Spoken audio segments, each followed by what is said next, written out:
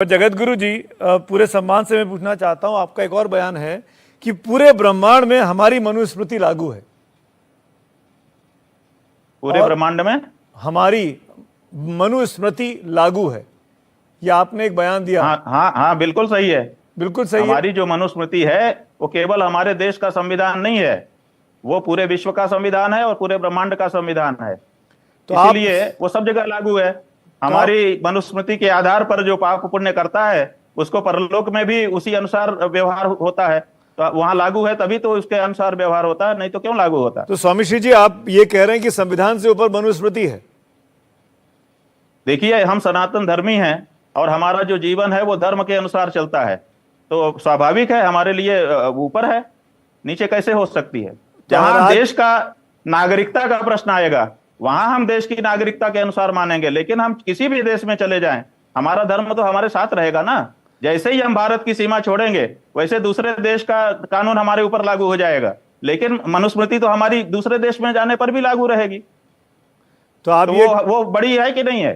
तो आप ये कह रहे हैं कि अगर मनुस्मृति संविधान से ऊपर है तो कल कुरान वो लोग संविधान से ऊपर कहेंगे, सब अपने धर्म ग्रंथों को बोलेंगे, फिर संविधान का क्या हाल होगा? बोलेंगे तो इस भाई हम क्या करें, इसके लिए हम क्या कर सकते हैं?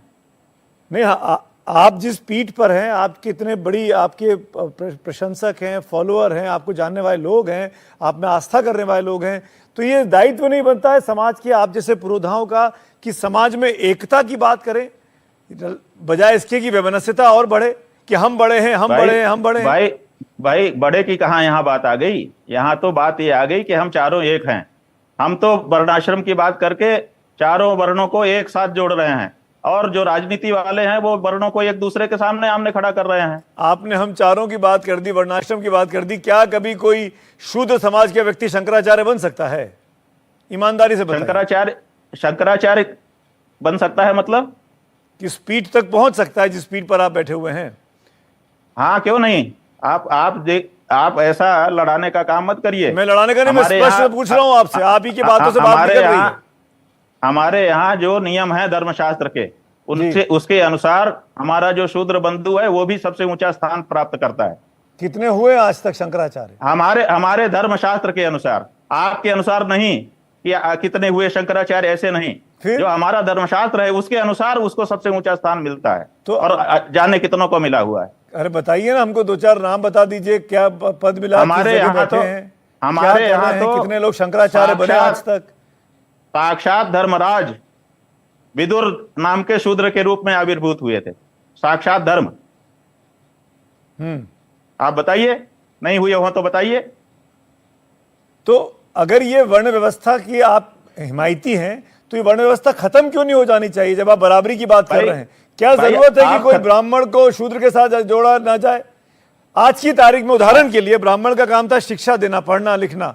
तमाम कॉलेज यूनिवर्सिटीज में, तमाम दुनिया भर में बड़े बड़े जगहों पर पढ़ाने का काम शूद्र समाज के लोग कर रहे हैं और बहुत अच्छा काम कर रहे हैं।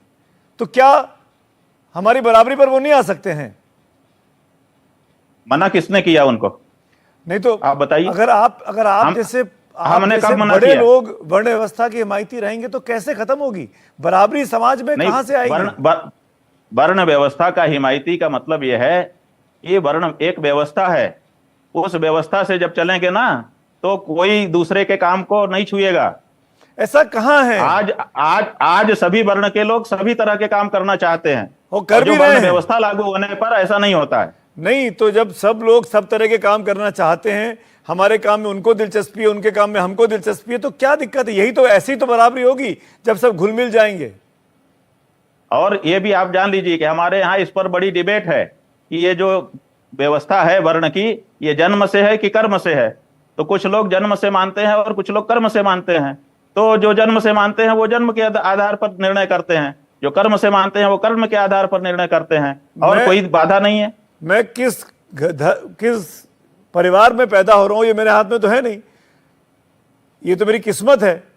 पर अगर मैं अपने कर्म से ऐसा काम करूं कि मैं एक छोटे समाज से उठकर, जो छोटा इन द सेंस की अभी जिसको छोटा माना जाता है कथित तौर पर, मैं तो खैर नहीं मानता हूं, अगर वो पढ़ लिख कर आगे बढ़कर इस लायक बन जाता है कि राम कथा पढ़ सकता है, शंकराचार्य की पीठ पर बैठ सकता है, तो क्या आपत्ति होनी चाहिए?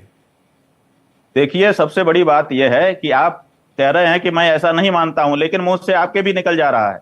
ये बहुत बड़ी धारणा यही तो बना दी दिक्कत गई है, है कि क्योंकि ये हमको सिखाया गया है। ये सिखाया गया है, ये धारणा बना दी गई है ये कि सिखाया कोई गया छोटा है है, कोई बड़ा है, मैं कोई तो उसको छोटा है तोड़ना कोई चाहता बड़ा हूं। है। मैं इसमें आपकी मदद चाहता हूं, पर आपसे बात करके मैं खुद भटक रहा हूं। देखिए, सनातन धर्म के अनुसार 4 वर्ण हैं, लेकिन कोई छोटा कोई बड़ा नहीं है।